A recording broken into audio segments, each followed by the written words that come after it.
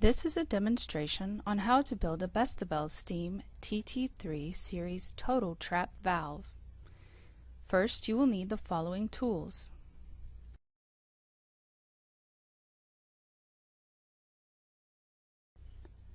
Now that we have the repair kit ready, we are going to disassemble the total trap. The first thing we are going to do is remove the blowdown valve and the strainer cap. Remove the blowdown valve and they will both come out together. If they don't, you may have to remove the strainer cap separately. Adjust the total trap to the position in the vise as shown. The next thing is removing the disc trap cap with a torque wrench.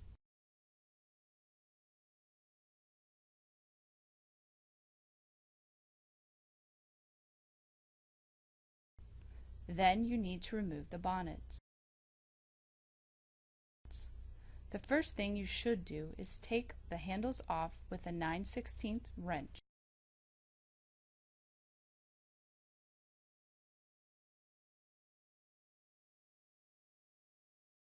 Then remove the pins that hold the bonnet in with the wire cutter.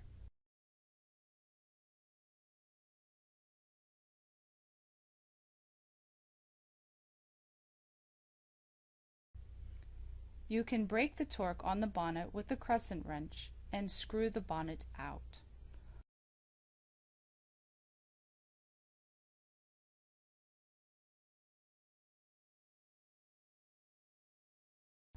All four bonnets will be removed the same way. That completes the disassembly of the total trap. Now we are ready to rebuild the total trap using the parts that came with your rebuild kit. We will start by greasing the threads of the bonnet with silver grade antises. Thoroughly cover the thread.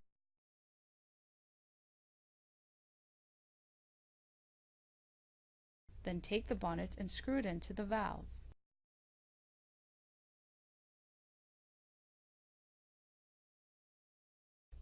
Do the same thing with the next one.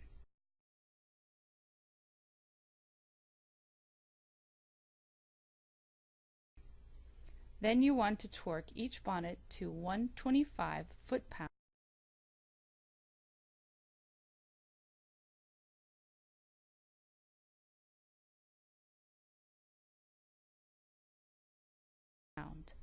Next, install the pins to hold torque on the bonnet using your pin setter and hammer. Do the same thing for the next bonnet. Then install the handles for the bonnet. The inlet isolation gets a red handle that says isolation. Install it to where the bolt is facing the flat of the bonnet.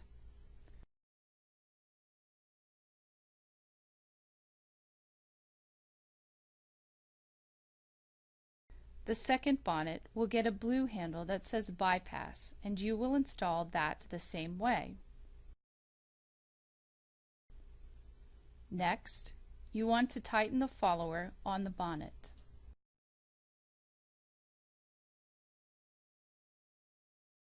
Tighten it until the handle and the stem twist and they are snug. Screw down the follower nut on the bonnet and tighten it. Reposition the valve in the vise as shown. The next step is to install the disc trap cap. The first thing you want to do is take the disc cartridge and rub it gently on the sanding block for 30 seconds on the side that is going to face the disc itself.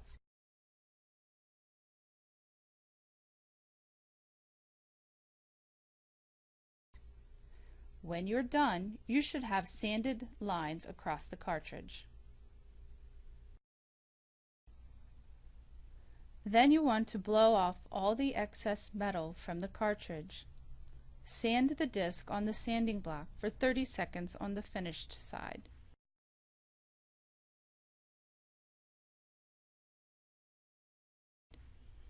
You should have the same result for the disc itself. This prevents air lock of the disc trap during normal operation. Next, you have two large O-rings. One O-ring will be slightly smaller than the other. The smaller O-ring goes around the disc cartridge. Use Dow Corning number 4 to grease the O-ring. Take the O-ring and place it into the groove in the disc cartridge.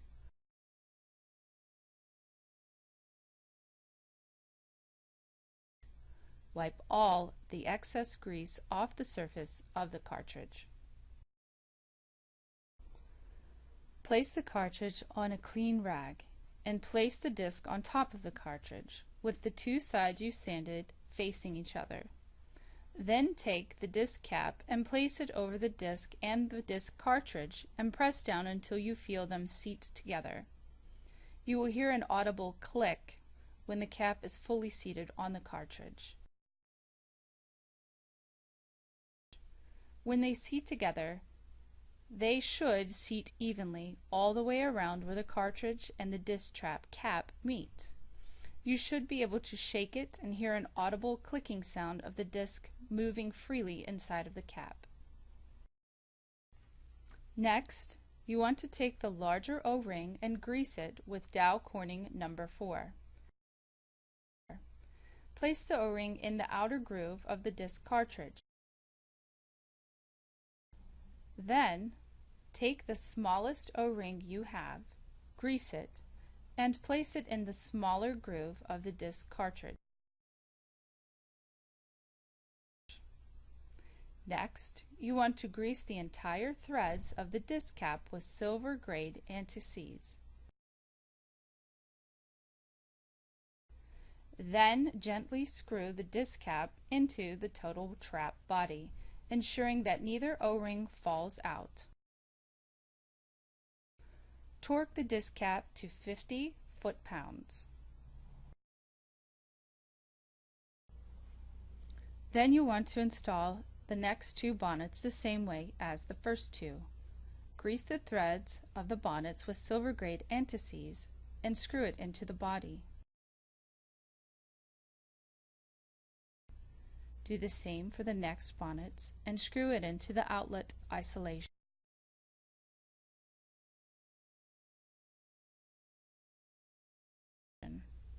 Torque both bonnets to 125 foot-pounds. Next, install your pins for your bonnet using your pin setter and your hammer. You want to install your pins until they seat down in the bottom of the hole. Next, screw on your handles. The outlet isolation gets a red handle. Tighten the handle down with a 9/16 wrench. Then the vent gets a yellow handle that says free blow on it. As before, tighten down the followers until the handles are tight. Then tighten down the follower nuts. Flip the total trap upside down in the vise. Take the strainer cap and the strainer itself. When you install the strainer into the strainer cap, slightly flex the strainer into an oval shape. That way, when it sits in the strainer cap, it doesn't fall out.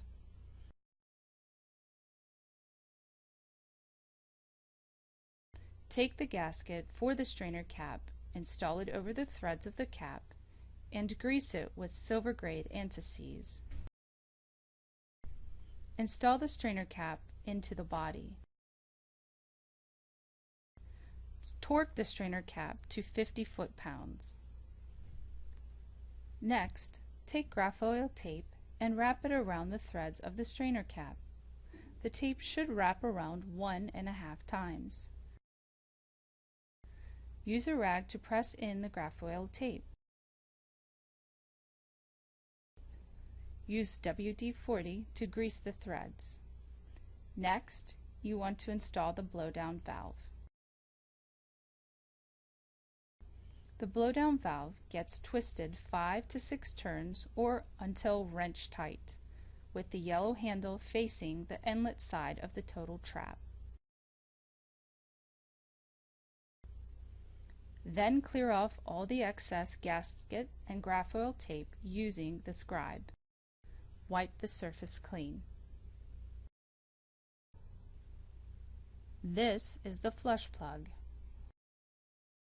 Take the same graphite tape and install it towards the bottom of the threads on the flush plug. Use WD-40 to lubricate the threads.